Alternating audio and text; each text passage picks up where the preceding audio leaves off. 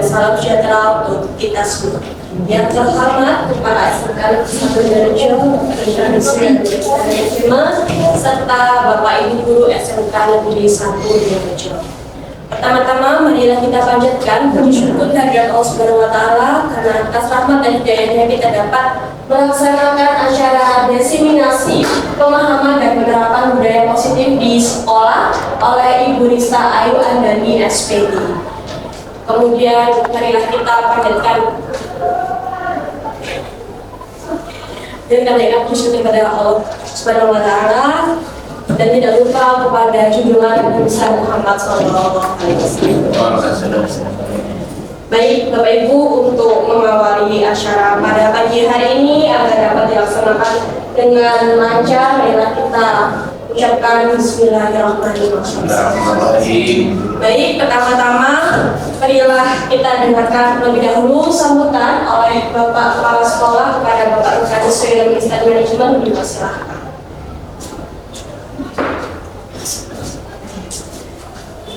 Bismillahirrahmanirrahim. Assalamualaikum warahmatullahi wabarakatuh. Waalaikumsalam.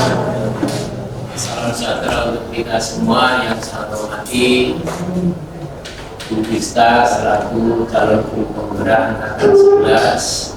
Saya hormati Bapak Ibu peserta diseminasi penyebaran pemahaman dan penerapan budaya positif di sekolah. Alhamdulillah pagi hari ini kita masih berikan kesehatan sehingga bisa hadir dalam acara diseminasi. Salawat serta salam semoga tetap terlibatkan kepada junjungan Nabi besar Muhammad SAW. Bapak Ibu, terutama Bu Rista, budaya positif ya, ini sangat penting ya, karena di era sekarang, terutama di kurikulum Merdeka, yang namanya punishment itu sudah tidak ada.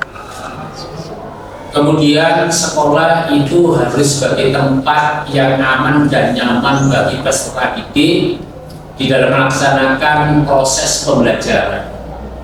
Tempat yang aman dan nyaman, tempat yang menyenangkan bagi anak-anak peserta didik untuk peningkatan kemampuan baik secara pengetahuan maupun keterampilan.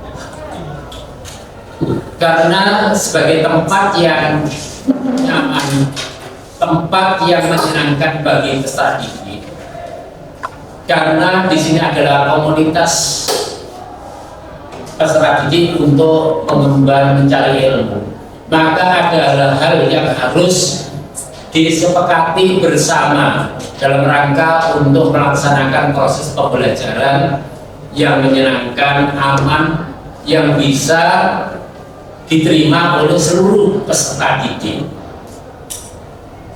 Karena ini ada beberapa peserta didik yang memiliki karakteristik yang bermacam-macam, maka agar proses pembelajaran ini bisa berjalan dengan lancar dan baik, menyenangkan untuk semuanya, maka adanya kesepakatan-kesepakatan yang memang harus disepakati bersama antara seluruh peserta didik dan Bapak Ibu guru. Di sini dikenal dengan nama penerapan budaya positif. Budaya positif ini harus disepakati bersama agar memang bisa diterima semuanya. Yang terpenting kepada Bapak Ibu guru di sini adalah konsistensi bagaimana mengawal penerapan budaya positif yang sudah menjadi kesepakatan bersama seluruh anggota peserta didik dan Bapak Ibu. Penerapan budaya positif inilah sesuai dengan tema pada pendidikan sekarang yang kemarin dikenalkan pada masa pengenalan lingkungan sekolah, yaitu sekolah sebagai tempat yang nyaman, yang menyenangkan. Sekolah harus bebas dari bullying, sekolah harus bebas dari tekanan, baik tekanan secara fisik maupun secara verbal. Sehingga untuk melaksanakan hal ini semuanya, maka perlu adanya suatu kesepakatan yang dikenal dengan penerapan budaya posisi. Nah, ini semua guru, Bapak Ibu guru, baik yang sudah menjadi guru penggerak maupun calon guru penggerak, atau Bapak Ibu guru yang belum mengikuti program guru penggerak, yang namanya penerapan budaya positif, kesepakatan ini tetap harus dilakukan, karena ini sesuai dengan tema pendidikan Provinsi Jawa Timur, bahwa sekolah itu harus tempat yang menyenangkan bagi peserta didik melaksanakan proses pembelajaran. Kalau sudah adanya penerapan budaya positif, sudah adanya kesepakatan, maka pengawalan yang dikenal dengan konsistensi untuk melaksanakan budaya positif inilah secara bersama-sama pada seluruh peserta didik maupun Bapak Ibu guru ini terus harus dikawal ya, terus harus dilaksanakan secara konsisten agar memang kita saling memahami yang namanya tempat yang menyenangkan itu tetap harus ada batasan-batasan yang memang harus disepakati bersama pada seluruhnya. Maka sudah tepat sekali pada program guru penggerak ini menerapkan adanya penerapan budaya positif yang ini harus didiseminasikan, harus diibaskan kepada seluruh Bapak Ibu guru, terutama Bapak Ibu guru yang belum mengikuti program guru penggerak. Kepada Bapak Ibu guru yang sudah selesai melaksanakan program guru penggerak, maka yang saya mohon di sini adalah konsistensi melaksanakan program-program yang sudah dilaksanakan pada saat menjadi calon guru penggerak. Yang menjadi permasalahan kita saat ini adalah konsistensi. Jangan sampai nanti program guru penggerak ini selesai, maka kebiasaan-kebiasaan positif, budaya-budaya positif yang sudah diterapkan dalam melaksanakan pelayanan kita terhadap peserta didik itu hilang, sudah tidak ada lagi, selesai setelah adanya proses pada program guru penggerak. Yang diharapkan pada kurikulum Merdeka ini dalam melaksanakan Merdeka Belajar dan Merdeka Mengajar ini berkolaborasi bersama dengan program guru penggerak. Ini terus dipantau, terus ditingkatkan, terus dilaksanakan sesuai dengan era perkembangan. Saya yakin kesepakatan budaya positif ini terus berkembang, terus berevolusi, berinovasi sesuai dengan perkembangan zaman, sesuai dengan eranya. Karena setiap generasi budaya positifnya berbeda-beda. Maka dari itu yang program ini diseminasi pemahaman dan penerapan budaya positif ini terus dilakukan baik secara formal maupun non formal yang bisa disaringkan di antara sesama guru, baik itu di kantor, di luar pembelajaran, terus ini dikembangkan. Kita terus sharing ya pengalaman-pengalaman yang melaksanakan budaya positif di masing-masing kelas itu saya yakin berbeda-beda. Maka perlu adanya suatu pertemuan, suatu diskusi antara Bapak Ibu guru untuk saling memberikan pengalaman-pengalaman yang nanti bisa digunakan pada masing-masing Bapak Ibu guru dalam proses pembelajaran. Demikian yang saya sampaikan. Terakhir pesan saya kepada seluruh Bapak Ibu guru untuk terus mengembangkan, untuk terus memberikan pelayanan yang baik kepada peserta didik, karena di kurikulum Merdeka atau pada program guru penggerak, inti kita ada di sekolah ini adalah memberikan pelayanan yang terbaik sesuai dengan kebutuhan peserta didik. Kurang lebihnya mohon maaf. Saya kira assalamualaikum warahmatullahi wabarakatuh.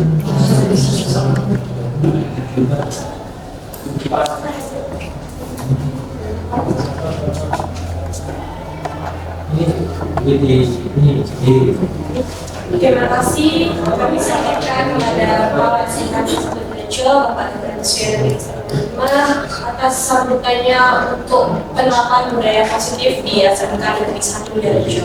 Baik Bapak Ibu, untuk acara selanjutnya yaitu penyampaian materi diseminasi penyebaran pemahaman dan penerapan budaya positif di sekolah oleh Ibu Ista Ayu Andani di Silahkan. Saya melanjutkan saya sangat monggo.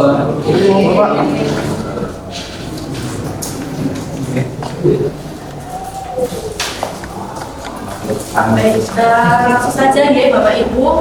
Jadi ini aksi nyata saya dalam 21.4 tentang pemahaman dan penerapan budaya positif di sekolah, terutama di sekolah tercinta kita yaitu SMK Negeri 1 di Darajo.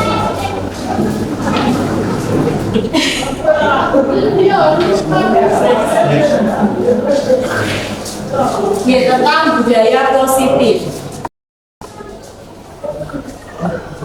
Sebelum saya lanjutkan materi, di sini ada sedikit pantun dari saya.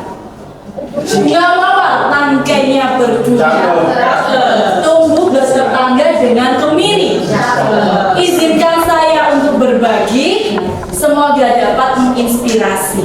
Amin. Sebelumnya biasanya kan di kelas kita memang ada kesepakatan kelas. Di sini ada kesepakatan forum. Jadi yang pertama di sini mengikuti kegiatan ini secara utuh. Yang kedua mengaktifkan kode sadar pada HP. Yang ketiga menjadi pendengar yang baik. Yang keempat aktif dalam berdiskusi, dan yang kelima tentunya harus selalu bergembira. Apakah setuju dengan kesepakatan ini atau ada perubahan mungkin Bapak Ibu? Setuju ya? Lanjut. Nah, sebelumnya ini saya ada pertanyaan tematik Bapak Ibu, mau di-scan dulu. Tapi saya jatuh Bu. Saya nggak punya HP. Pakai saya habis. Pakai saya habis. Kayaknya tidak bisa. Ibu lihat. Alasan daerah ada yang bisa dikurung. Di sini ada pertanyaan Bapak Ibu, scan barcode. Kayak sapat Bu. Nggak mau isi.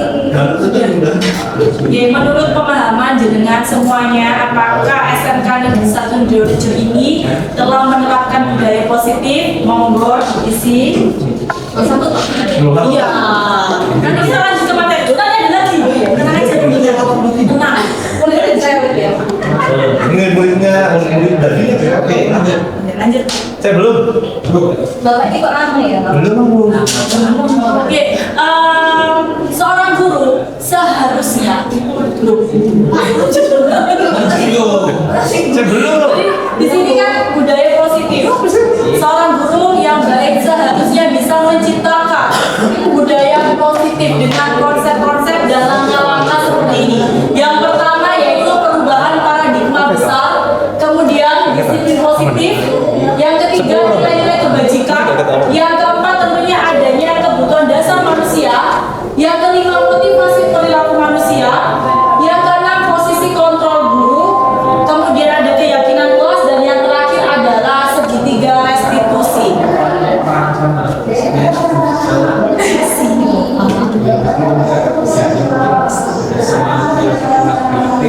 Oke, sekarang yang pertama yaitu perubahan paradigma pelajar. Belajar. Kamu pusing. Nah, di sini pasti tentunya Bapak Ibu seringkali adanya miskonsepsi kontrol. Apa itu sih definisi dari kontrol? Yang pertama, tentunya dimaknai dengan guru selalu mengontrol murid. Yang kedua, bahwa semua penguatan positif, efektif dan bermanfaat. Kemudian kami meyakini juga biasanya kritik dan membuat orang merasa bersalah dapat menguatkan karakter. Yang terakhir adalah orang dewasa memiliki hak untuk memaksa. Biasanya seperti itu. Nah, namun di sini adanya perubahan paradigma stimulus respon dengan teori kontrol di sini. Di tabel sebelah kiri ada stimulus respon dan yang sebelah kanan adalah teori kontrol. Yang pertama, kebutuhan kita sama, biasanya seperti itu, tetapi di dalam teori kontrol kebutuhan kita berbeda. Yang kedua, semua orang melihat hal yang sama, tetapi nyatanya setiap orang memiliki gambaran berbeda. Kemudian di sini yang ketiga, kita mencoba mengubah orang agar berpandangan sama dengan kita. Biasanya seperti itu, G. Tetapi di sini kita berusaha memahami pandangan orang lain tentang dunia. Yang keempat, perilaku buruk dilihat sebagai suatu kesalahan. Namun di teori kontrol, semua perilaku memiliki tujuan. Kemudian di sini orang lain bisa mengontrol saya, tetapi nyatanya adalah hanya Anda yang bisa mengontrol diri Anda sendiri. Kemudian di sini saya bisa mengontrol orang lain, terusnya salah kan, Ye? Di sini teori kontrol adalah Anda tidak bisa mengontrol orang lain. Kemudian pemaksaan ada pada saat rujukan gagal. Di sini kita akan melakukan kolaborasi dan konsensus menciptakan pilihan-pilihan baru. Yang terakhir adalah model berpikir menang atau kalah, tetapi di sini kita akan menjadikan model berpikir menang dan menang.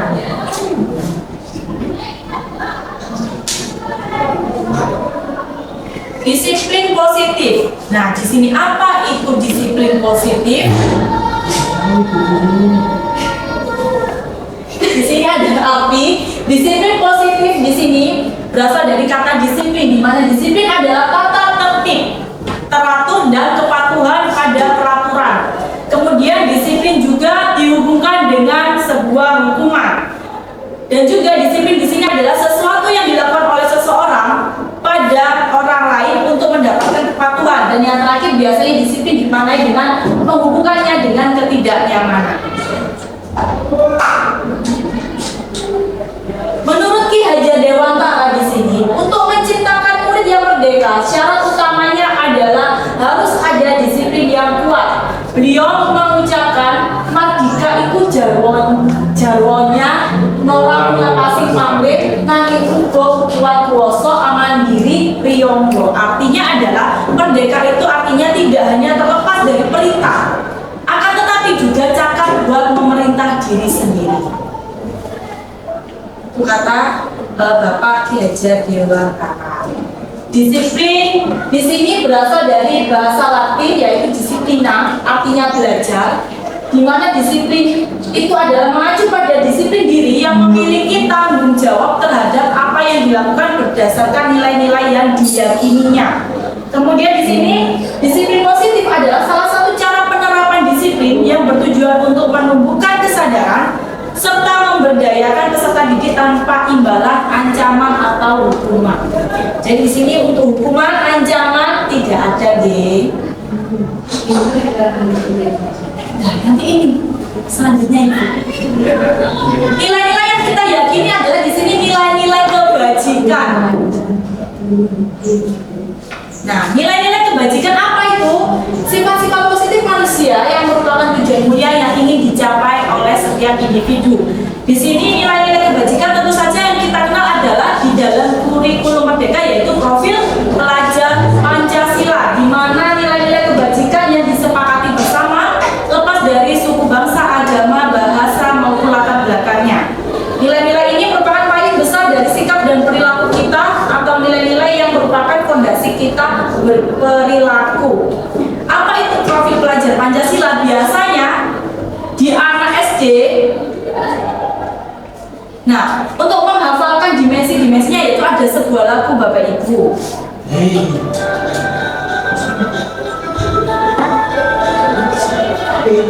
Kok beda? Iya, tapi nggak beca lagunya. Pancasila beriman dan bertakwa pada Tuhan yang esa dan berakhlak mulia, berkebinekaan global, gotong royong mandiri, kreatif dan bernama kritis. Jadi lagu ini memang yang diterapkan di usia anak sejak kecil supaya apa? Supaya lebih cepat menghafalkan lewat lagu. Monggo Bapak Ibu bisa menjadikan ini sebagai bahan pembelajaran. Tidak hanya profil pelajar Pancasila saja, tetapi bisa penerapan materi-materi lainnya. Sambut ya? Ya. Nah, tentunya di sini siswa itu melakukan kesalahan atau mungkin perbuatan itu dilandasi oleh kebutuhan dasar anak-anak. Di mana di sini kebutuhan dasar dibagi menjadi 5. Nanti sebelum itu artinya adalah kebutuhan dasar manusia adalah segala sesuatu yang kita lakukan untuk mendapatkan apa yang kita inginkan. Seluruh tindakan yang kita lakukan memiliki tujuan tertentu dan semua usaha terbaik yang kita lakukan adalah dalam rangka agar kebutuhan dasar kita terpenuhi dengan baik.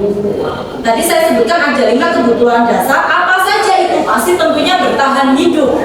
Misalkan di situ makanan, pakaian, tempat tinggal, keamanan, dan kesehatan. Yang kedua tentunya saja ada rasa kasih sayang dan rasa diterima.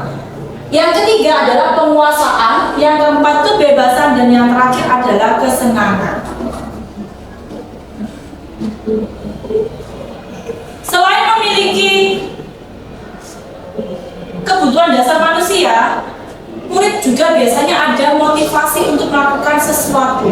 Di sini motivasi ada 2, yaitu motivasi ekstrinsik dan motivasi intrinsik, di mana ekstrinsik dari luar, yang intrinsik adalah dari diri sendiri. Bisa dibaca nih Bapak Ibu? Bisa? Nggak bisa. Lanjut ya. Nah, ini bedanya dari hukuman dan konsekuensi. Yang restitusi ini akan kita lakukan setelah mengetahui adanya budaya positif. Apa sih itu hukuman? Hukuman itu bisa tidak terencana atau tiba-tiba terjadi. Murid tidak tahu apa yang terjadi dan tidak dilibatkan. Jadi tidak ada kesepakatan di sini. Kemudian yang ketiga bersifat satu arah. Biasanya guru menghukum ke murid saja. Kemudian hukuman itu bisa berupa fisik atau psikis. Jadi bisa berupa pukulan atau lewat verbal. Biasanya menyakiti psikisnya anak-anak. Kemudian konsekuensi, bedanya apa di sini? Terencana dan biasanya disepakati oleh bersama. Kemudian di sini juga murid tetap dibuat tidak nyaman. Namanya juga konsekuensi, ya. Sikap guru selalu memonitor murid, jadi tetap saja dimonitor perilaku murid karena ada peraturan-peraturan yang harus ditaati. Nah, di sini yang ketiga adalah yang seharusnya memang kita lakukan di dunia pendidikan atau di lingkungan sekolah, di mana proses menciptakan kondisi bagi murid untuk memperbaiki kesalahan dan juga melakukan kolaboratif, di mana mengajarkan murid untuk mencari solusi sendiri.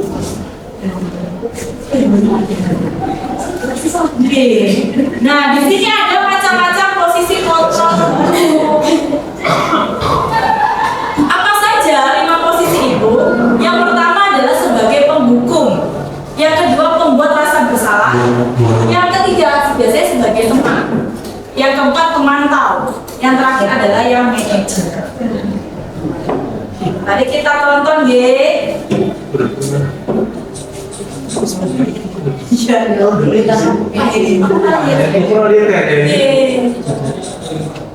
nah ini sebagai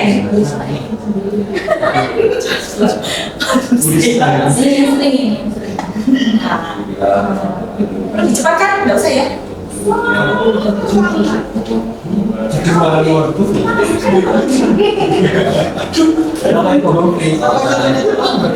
Iya kan biasanya kan kita terlambat nih.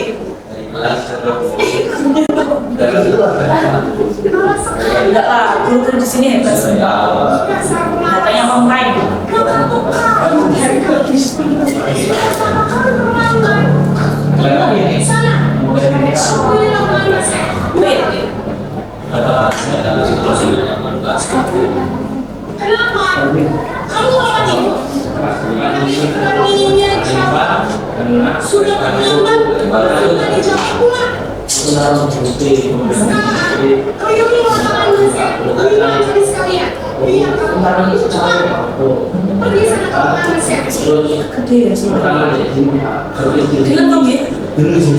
Nah, ini yang posisi membuat rasa bersalah pada murid.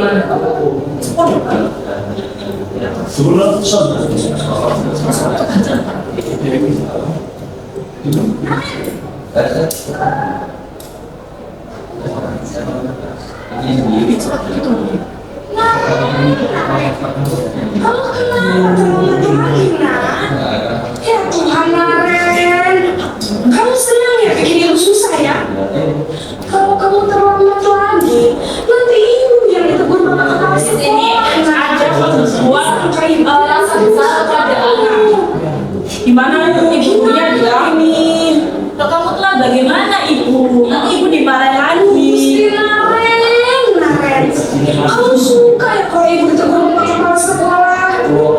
Terus, sekarang ibu harus tulis apa ini di buku absen? Ini kamu sudah sering terlambat loh.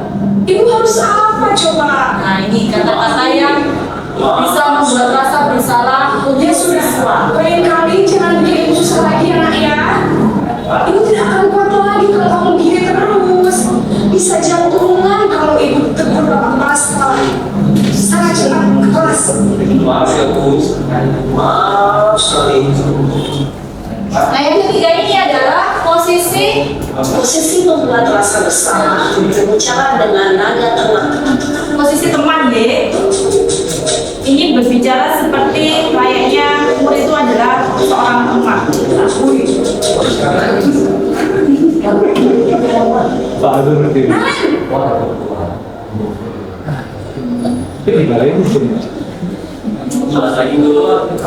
Wah, sudah jam berapa ini nak? Terlambat lagi ya sayang. Ini bukan teman ya. Kamu malah menyalahkan ibu kamu. Kamu bukannya anak yang larinya paling kencang. Kok terlambat sih? Iya Bu, saya memang terlambat bangun tadi. Jadi biar usaha kencang, tetap agak kejar Bu. Ya sudah sana. Nanti lain kali larinya lebih kencang lagi ya. Di sini dulu modelnya seperti ini ya, seperti Bisa Bu. teman gitu. Ya sudah sana masuk kelas. Ibu beresin urusan Tidak ada penekanan sama sekali di sini. Ada saja. Yang berikutnya adalah sebagai posisi pemantau.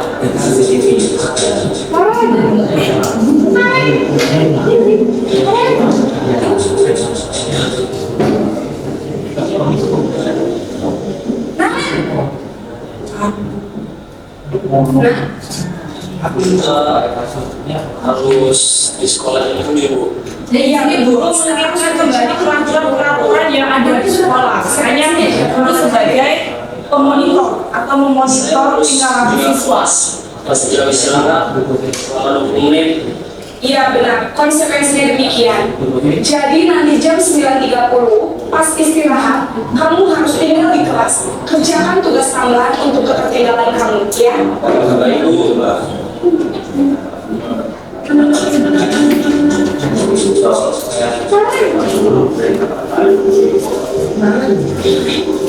Yang ini terakhir adalah sebagai posisi manajer.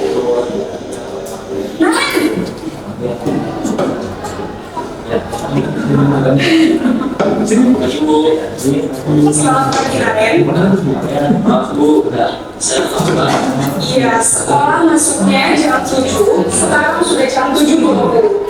Jadi sekarang bagaimana ini, Raden? Maaf Bu, saya semalam. Baiklah, menurut kamu, keyakinan sekolah yang mana yang Nah, di sini Bapak Ibu mulai keyakinan sekolah dimunculkan di posisi manajer. Karena memang di sini adalah adanya kesepakatan dari guru, kemudian ada juga sebaliknya. prinsip saling menghormati tersebut? Iya Bu, saya meyakininya. Apakah kalian bersedia memperbaiki masalah keterlambatan ini? Bersedia Bu. Bagaimana kamu akan memperbaiki masalah keterlambatan ini? saya akan coba untuk tidak lupa menyetel alarm saya, Bu. Baik, kalau Naren lupa menyetel alarm di rumah, ada orang yang kira-kira bisa bantu mengingatkan tidak? Ada, Bu. Kakak saya, Kak Emma. Ada lagi selain Kak Emma? Selain Kak Emma, ada ibu saya. Baik, jadi yang mengingatkan Naren adalah Kak Emma dan ibu kamu ya? Kira-kira akan mulai alarm kapan nih Naren? Setelah pulang sekolah, akan segera saya lakukan. Baik, jadi Naren akan setel alarm untuk bangun besok pagi dan akan diingatkan oleh kakak dan ibunda Naren ya. Ada lagi yang ingin dilakukan Naren agar tidak terlambat bangun lagi. Tidak ada, Bu. Baik Naren, terima kasih untuk kerjasama kamu. Sekarang kamu perlu kembali ke kelas untuk belajar. Baik, Bu. Terima kasih.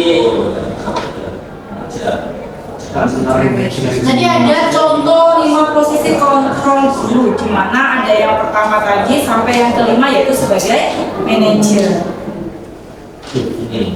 Di sini. Apa perbedaan antara guru yang pertama, kedua, ketiga, keempat, dan kelima? Bukan orangnya nih, tetapi situasi dan kondisinya seperti apa. Saya termasuk guru yang manakah? Apa yang perlu saya perbaiki dari diri saya? Mungkin ada Bapak Ibu yang ingin mengungkapkan pendapat di sini dengan pertanyaan-pertanyaan berikut.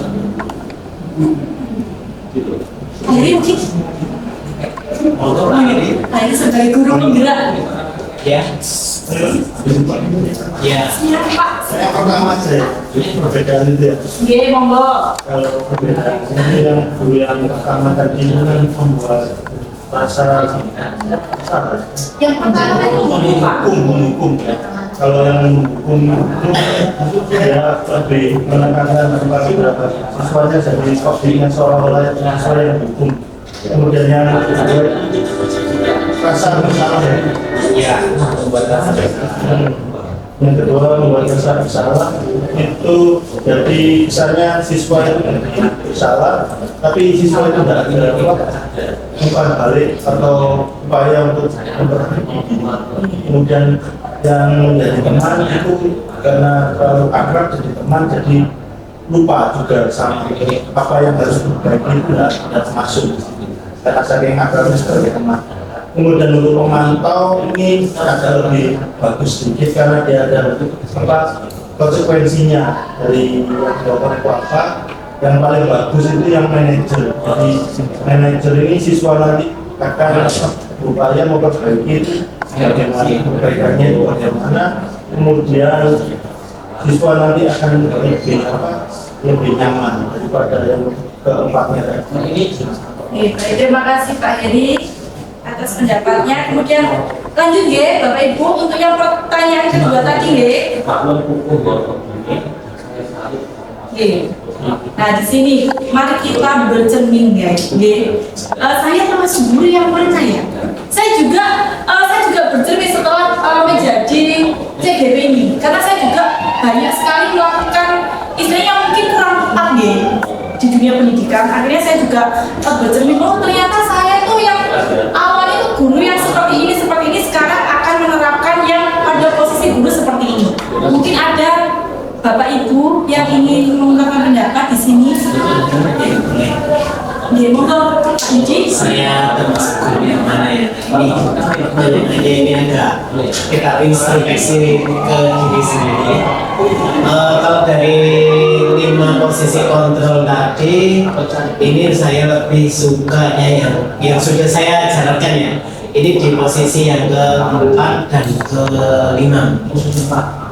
Kalau dulu sebelum saya mengikuti kegiatan CGP dan sebagainya itu, saya lebih cenderung ke nomor 1, 2, 3. Karena Pak, saya paling sering menghukum anak, entah itu lari, jongkok atau apa, itu cenderung. Lalu yang kedua untuk membuat merasa bersalah itu biasanya lebih ke konsekuensi, lebih ke mereka merasa bersalah terhadap kenapa misalnya kalau terlambat, kenapa kok seperti ini gitu aja. Lalu yang ketiga tadi sebagai teman itu juga sifatnya lebih gimana ya, kita terlalu adil juga kurang baik dengan seperti itu. Jadi posisi kontrol yang paling baik setelah saya mengikuti CDP ini yaitu ada di posisi keempat sebagai monitor dan kelima sebagai manajer. Di mana kedua posisi itu lebih membuat mereka lebih tahu tentang diri mereka, bagaimana mereka mengetahui kesalahannya apa saja. Lalu yang kedua, mereka mencari solusi untuk dirinya sendiri dan kita tinggal mengarahkan saja. Mungkin seperti itu. Oke, baik, terima kasih Pak Yudi atas tanggapannya. Nah, di sini perlu yang saya perbaiki, bukan saya saja tetapi jenengan semua, kita bersama-sama mari kita ciptakan lingkungan yang nyaman dan aman bagi siswa untuk belajar, yaitu adalah lebih tepatnya yang terbaik adalah pada posisi kelima, yaitu manajer. Bisa juga digabungkan dengan posisi yang keempat seperti Pak Yudi tadi. Untuk yang pendukung, pembuat rasa bersalah dan teman, alangkah baiknya agak dikikis sedikit demi sedikit ya. Pada mulanya saya juga seperti itu, menghukum anak. Saya juga membuat anak itu merasa bersalah supaya anak itu sadar. Kemudian yang ketiga itu tadi adalah sebagai teman. Jadi saya menjadikan diri saya sebagai temannya supaya lebih bisa masuk ke dunianya. Tetapi Bapak Ibu guru, tanpa kita sadari sebenarnya kita sudah melakukan itu semua. Baru memang ada teori seperti ini, baru oh iya ya, saya sudah melakukan ini. Saya juga merasakan seperti itu memang. Setelah saya mempelajari ini, saya merasakan oh ternyata saya kemarin juga melakukan seperti ini, cuma tidak tahu teori yang mana, bagian yang mana seperti itu. Oke, di sini adanya keyakinan kelas itu di sini akan membantu kita untuk menciptakan disiplin positif di lingkungan sekolah. Mengapa bukan peraturan kelas? Mengapa harus keyakinan kelas? Di sini untuk mendukung motivasi dari dalam diri sendiri, kembali ke nilai-nilai atau keyakinan-keyakinan yang lebih menggerakkan seseorang dibandingkan harus mengikuti peraturan-peraturan yang ada. Di mana di sini keyakinan kelas atau keyakinan sekolah bersifat abstrak, berupa pernyataan universal dibuat dalam pernyataan positif, sedikit saja agar mudah diingat, sesuai dengan kondisi kelas dan sekolah sehingga mudah diterapkan, dan yang tentunya terakhir adalah semua warga sekolah harus dilibatkan dalam pembuatan keyakinan sekolah atau kelas. Nah, di sini contoh keyakinan kelas saya yang sudah saya terapkan di kelas saya di sini adalah ini. Ada 6 di kelas 10 TTL 2. Di sini saya membuat dalam bentuk Canva, kemudian saya nge-share ke anak-anak. Jadi anak-anak bisa memberikan pendapat di situ, kami rangkum kemudian jadi satu, yaitu ada 6 ini. Yang pertama harus saling menghormati dan menghargai antar teman, berperan aktif dalam setiap proses pembelajaran, selalu berperilaku baik kepada semuanya, disiplin tentunya di sini dalam masuk sekolah juga, piket, mengumpulkan tugas. Kemudian di sini mulai yang tidak ada di sini adalah melakukan 5S. Senyum, salam, sapa, sopan dan santun. Di sini. Kemudian yang terakhir adalah tentunya menerapkan profil pelajar Pancasila dengan karakter sesuai dengan kurikulum Merdeka.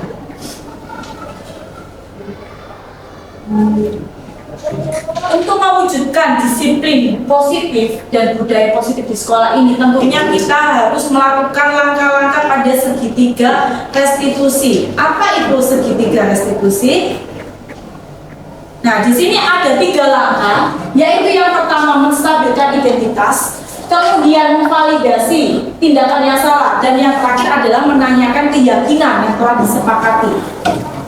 Di sini segitiga restitusi adalah suatu proses dialog yang dijalankan oleh guru agar dapat menghasilkan murid yang mandiri dan tentu saja bertanggung jawab.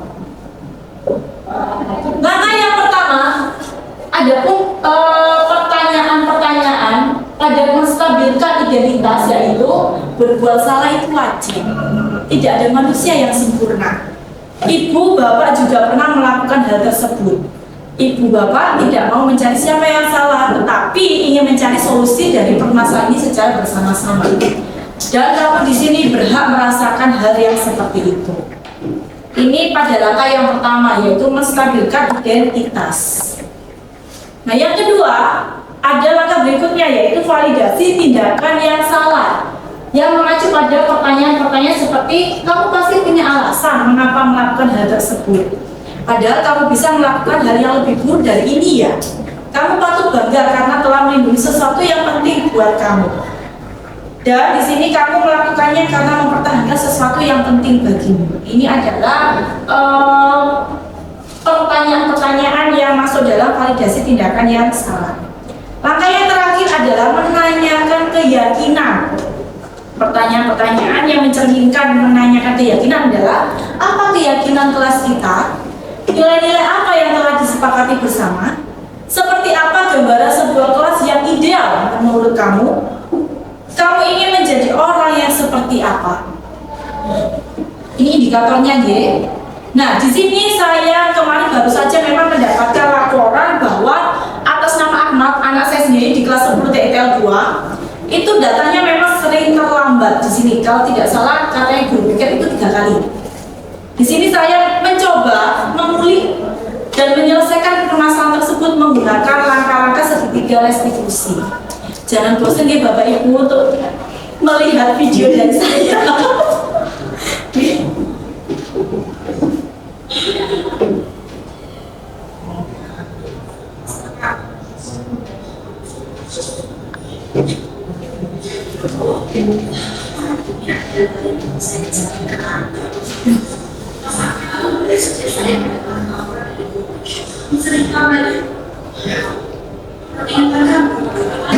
Jadi di sini saya memang menerapkan langkah-langkah segitiga restitusi. Kebetulan memang anaknya sering terlambat. Yang pertama tadi sudah saya lakukan, yang kedua validasi.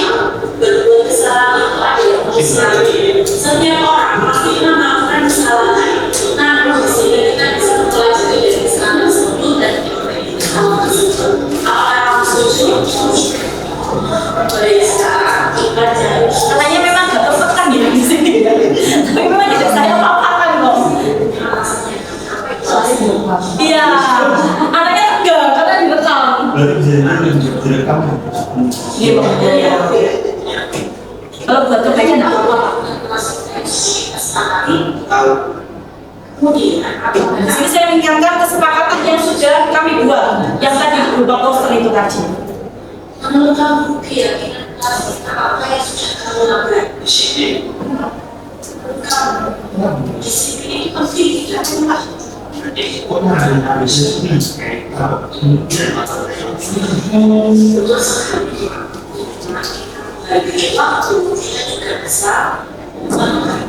sebenarnya videonya panjang Bapak Ibu, cuma saya cari yang intinya saja.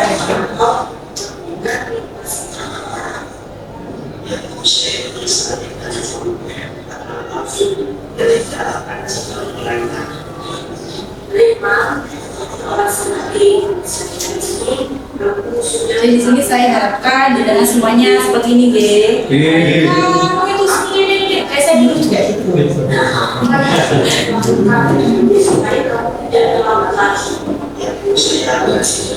Di sini saya menerapkan kembali, mengingatkan kembali keyakinan apa yang sudah dibuat bersama, dan meminta siswa tersebut juga akan bertanggung jawab atas permasalahan yang dilakukannya. Sekarang kamu belajar di kelas.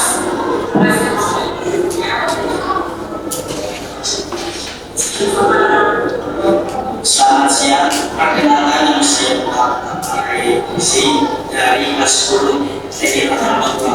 Saya Benar-benar tegang ini memang. Saya minta ini memang gimana pendapatnya setelah saya lakukan wawancara tersebut. Dan anaknya ternyata senang karena merasa diperhatikan. Seperti itu. Karena kebetulan di 10 TTL 2 ini kebanyakannya laki-laki. Dan saya sendiri kan perempuan, jadi anak-anak ternyata memang hanya butuh apa ya, sentuhan kasih sayang. Iya,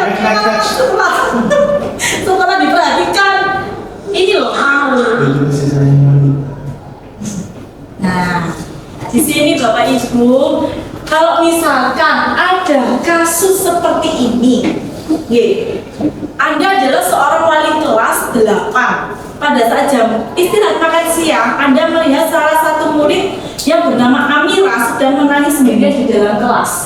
Anda kemudian menghampiri dan mengajaknya bicara. Ternyata Amira menangis karena tadi Ali sempat mengejek Amira karena nilai ulangannya lebih rendah dibandingkan nilai yang didapatkan oleh Ali.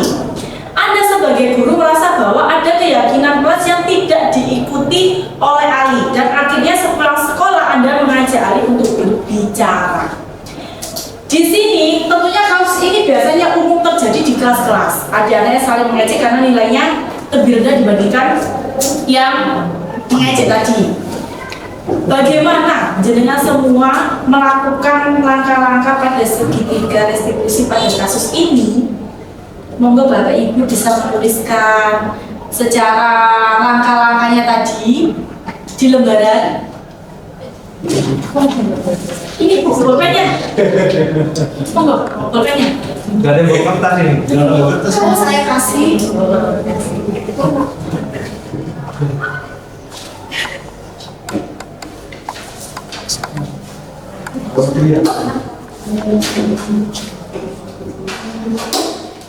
Kan gue langkahnya bagaimana menurut jenengan? Apa perlu saya tampilkan?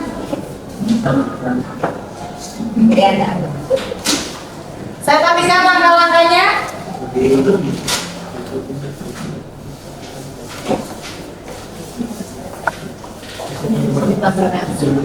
Biar saya tampilkan dulu, Ge.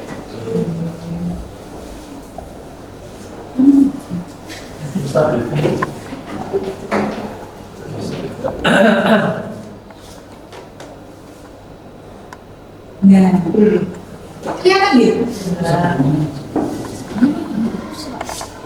Ini langkah-langkahnya. Ada pertanyaan-pertanyaan. Kemudian ini. Yang pertama dulu masalah identitas. Kalau ada kasus seperti itu, kalau kita menerapkan langkah-langkah segitiga restitusi pada langkah menstabilkan identitas itu seperti apa? Pertanyaan-pertanyaannya.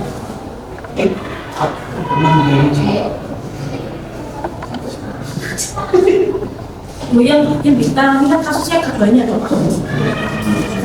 Kan Ali yang mengejek, Amira yang korban. Apa juga sering ngejek. Katakan hal tersebut bukan sebagai motivasi bisa ya. Karena ada yang udah maksudnya dengan cerdas dengan jalan ya. Kalau dengan sebagai wali kelasnya bagaimana?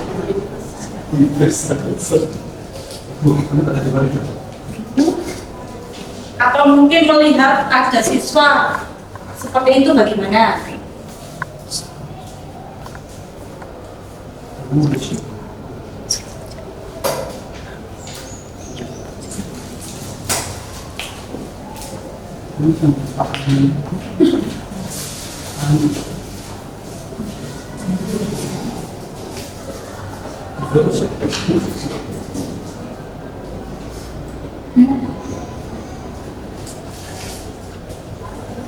Pak Saudara, monggo saya minta perwakilan dulu.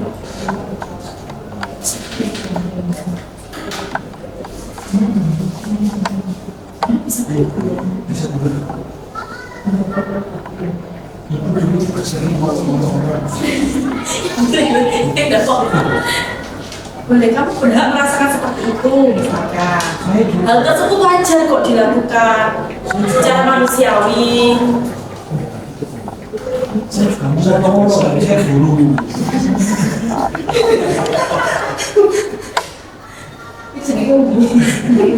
Membuli sesama Apa dipraktekkan mungkin di depan? Sebagai siswa, sama gurunya. Oke. Gurunya Pak Heri, siswanya Pak Arjun. Oh, oke, sakit. Siap. Dia udah apa ya Pak? Aku udah di sini nangis. Ya bisa ge, Pak Heri ge. Sanggup ge. Si nangis aku mau free, si nangis.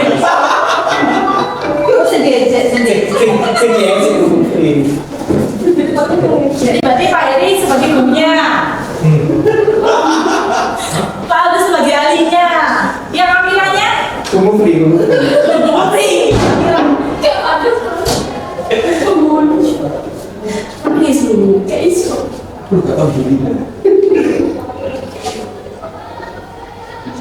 Nanti percakapannya Ali dengan yang jadi Pak Aldo, yang bapak gurunya ayo di depan dulu prakteknya langsung.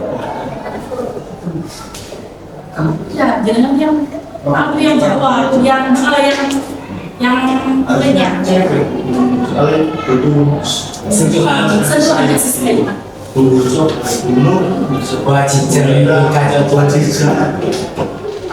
Iya, kan muridnya lagi. Panji ngomong Panji. Bapak akhirnya sudah Pak. Ya. Pak Yuji kan udah sentuhan murid saya juga berhasil. Yang punya. Ini Pak Aldo. Ini boleh cincin. Ya sama yang langkah pertama. Lanjutkan yang kedua, validasi tindakan yang salah. Di sini jangan bisa menerapkan indikator dengan pertanyaan-pertanyaan seperti ini. Pasti punya alasan mengapa melakukan hal tersebut.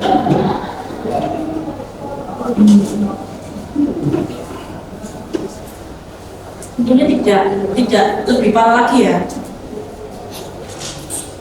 Kan hanya main game. Jangan bahaya.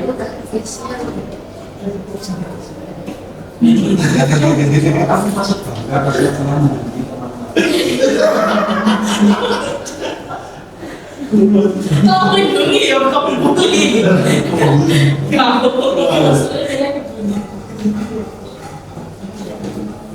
Sabun.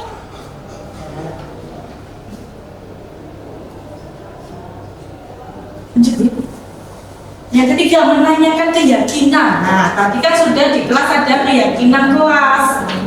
Di sini.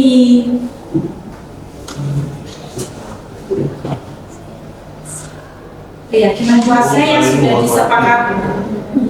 Nah, saling menghormati dan menghargai antar teman. Jadi kalau yang seperti Ali lakukan tadi, apakah sesuai dengan keyakinan kelas? Apakah boten?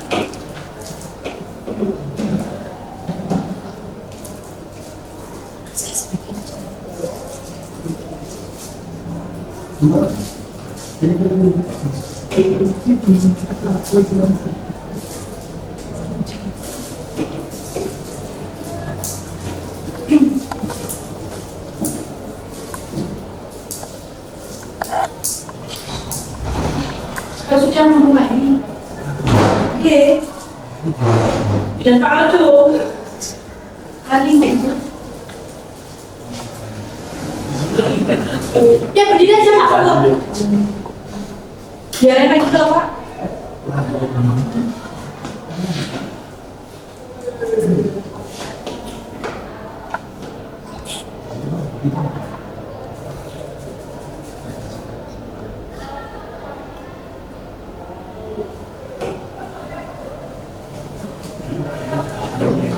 Tunggu.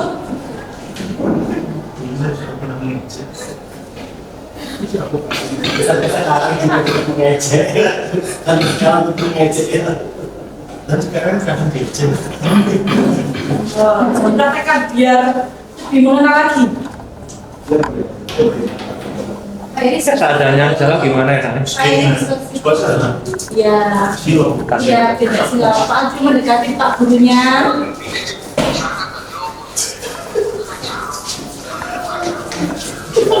Iya, sama Pak Mas Ali ya. Mas Ali, kira-kira tahu nggak untuk hari ini akan ada itu kita ini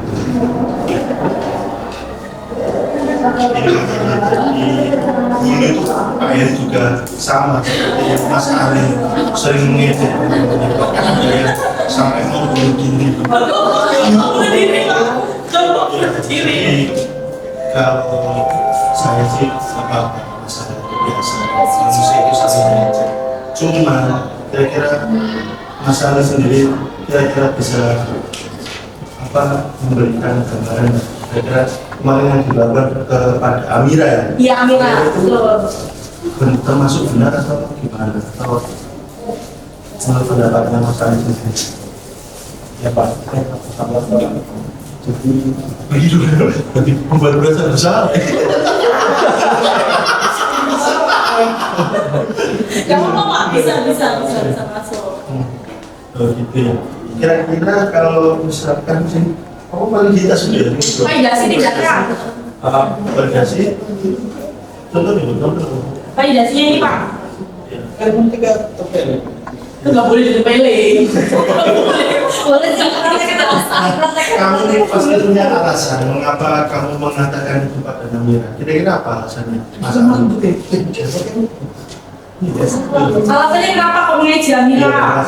Mungkin Alinya merasa saya pintar jagoan. Soalnya nilainya kan jelek, jeleknya orang.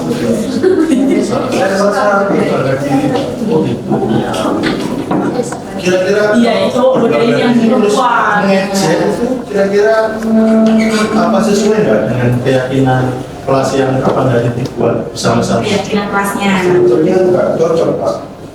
Iya, yang nggak cocoknya di mana? Itu keyakinan kelas. Yang mana yang nggak cocok? Yang mana Ali? Karena saya mungkin tidak saling menghormati dan menghargai antar teman. Pasti sudah paham ya, salahnya di mana. Sekarang Amira sini. Apa yang dilakukan? Apa namanya?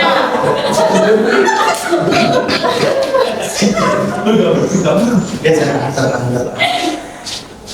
Iya. Belum tangannya.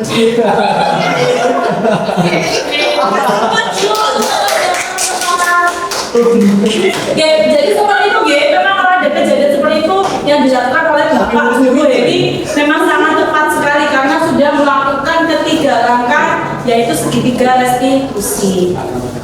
Kemudian langkah yang pertama tentu saja tadi sebagai ahli harus meminta maaf dulu kepada Amira dan berjanji tidak akan mengulanginya kembali.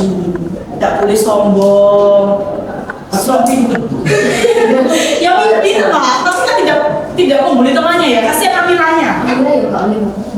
Iya. Iya, dari teman-teman ada kita juga pendapat. Baiklah, kita kan.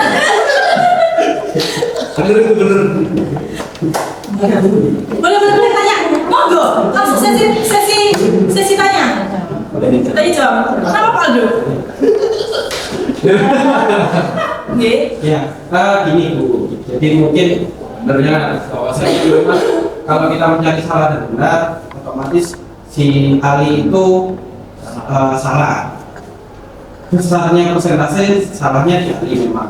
Cuman Amira pun juga menurut saya di usia SMP kelas 8 itu sudah mulai harus diajari untuk menerima kenyataan sakit diri. Bimbingan itu ke Ali yang benar ke Amira karena apa? Karena nanti ketika dia sudah di SMA atau SMK mentalnya harus lebih kuat lagi. Revolusi mental saya seperti itu. Lagi Bapak. Enggak. Terima kasih Pak Aldo karena memang di sini memang kalau mencari salah benarnya tidak akan ketemu nanti. Jadi memang dari ahlinya dulu dibimbing bahwa melakukan hal tersebut itu salah karena tidak sesuai dengan keyakinan kelas yang ada di kelas. Dan si Amiranya juga tidak boleh gampang menangis. Nggih kan? Kan bisa kelas 8 itu usia 15 tahun nggih. 15 tahun 14 tahun seharusnya tidak boleh mudah menangis jejak sedikit menangis. Terang gitu ya, jadi perempuan gitu.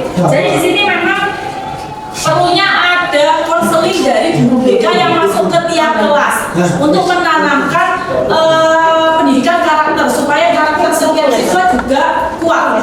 Dimana kita tetap berpacu kepada karakter yang berdasarkan profil pelajar Pancasila. Terus jadi lagi mah? Lagi ya. Kemudian nih, sebelum mau berakhir nih untuk hari ini materinya, saya ingin melakukan ice breaking dulu nih. Dari tadi yang bilang kok Snoopy. Monggo berdiri dulu Bapak Ibu. Ya, belakang berdiri monggo. Berhadapan. Jadi berdiri berhadapan. Ya awal Pak. Berhadapan dulu, monggo. Lo kan ada Bu Iva.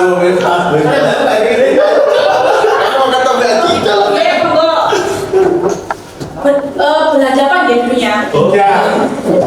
Hei, Di sini memang tidak tertulis di slide saya, tapi ada yang namanya SBG itu yuk senyum selama 30 detik. sumpah tadi aku detik itu. Ada laporan Pak. Iki senyum. Detik aja dari nulis agak garis. Sudah bisa dimulai ya, supaya bisa konteks. Dimulai ya, dimulai dari sekarang ya. Hanya 30 detik. Senyum. Cewek ya. Harusnya 30 detik.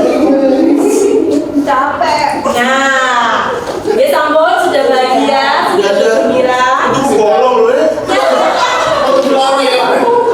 Caranya kita senyum sedikit saja akan membawa suasana menjadi positif dan selalu bergembira. Nah, alangkah baiknya juga kita menerapkan di pembelajaran di Oh iya, kita. senyum 30 menit. Senyum Senyum 30 menit. 30 detik. Nah, pada sudah di ujung materi ya, sudah di ujung materi Bapak Ibu.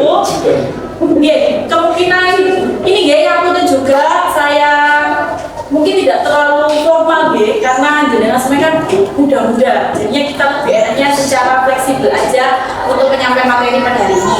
Di sini di akhir saya minta untuk melakukan refleksi dari saya memberikan materi, jenengan silakan mengisi, ada barcode-nya atau di sini bisa oke, atau bisa linknya bisa diketik. Saya minta jenengan jujur di sini.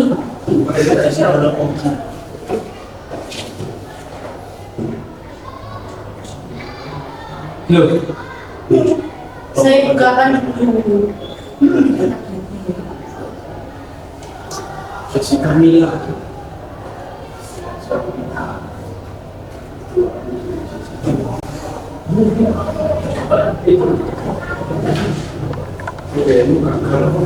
Nah, di sini isinya bisa ya, Bapak Ibu langsung di klik plus, betul. Bisa diwarnai nanti mau warna pink, mau warna ini boleh. Misalkan di sini ceritakan pengalaman Ibu setelah selesai kegiatan ini. Misalkan ya, saya mengisikan.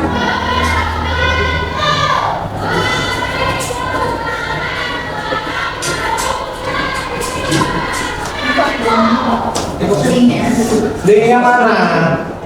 Ibu, ini barcode-nya langsung di itu. Mana? Oke. Saya mau tanya ini. Ibu, monggo langsung scan saja lebih gampang. DBP. Diseminasi budaya positif. Sampun Ibu, di scan. Ini Apa bener? Enggak kayak Bu. dari langsung. Lho kok dika ditutup kabeh kok. Bisa diwarnai kalau nggak salah. Bulan.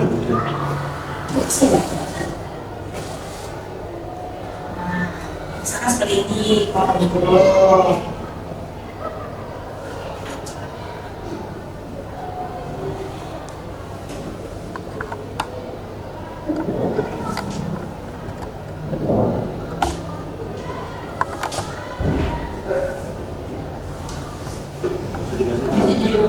pokoknya nggak usah dikasih nama. Jadi bebas melampiaskan mungkin ya, melampiaskan curhatan di sini monggo. Diwarnai. Ibu.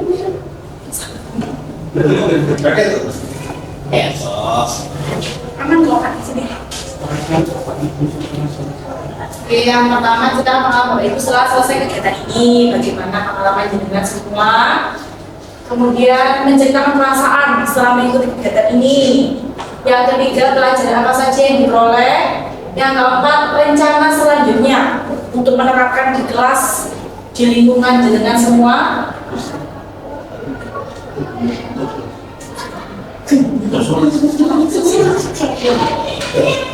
Terima kasih loh Pak. Dengan kata kenyangnya di situ. Terima kasih kamu tuh ya. Sadarnya. Baik sendiri deh. Terima kasih semuanya.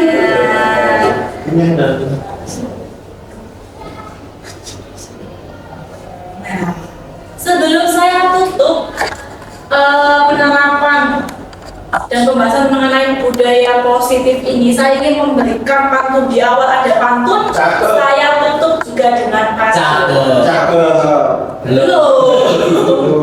Kan Rio Rejo membeli opor. Cakep. Jangan lupa hangatkan di atas kompor. Mari kita menjadi pelopor, bersama bergerak menjadi inisiator. Terima kasih Bapak Ibu atas perhatiannya. Saya kembalikan lagi ke moderatornya Bu Mufri ya. Saya isi. Ya. Apabila ada salah kata, ucap, tindakan, perbuatan dari saya mohon maaf sebesar-besarnya. Terima kasih juga atas waktunya dan perhatiannya dengan semua. Semoga materi yang saya berikan ini bisa bermanfaat dan bisa diterapkan dalam menciptakan budaya positif di SMK Negeri 1 Diorejo.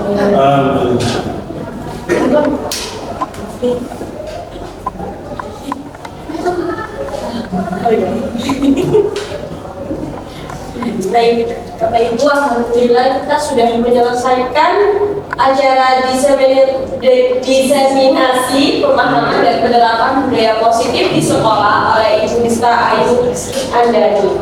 Baik Bapak Ibu, kita sudah banyak mendapatkan ilmu-ilmu baru tentang bagaimana peran kita sebagai guru untuk berbudaya positif di sekolah, bagaimana kita harus mendisiplinkan siswa juga di sekolah.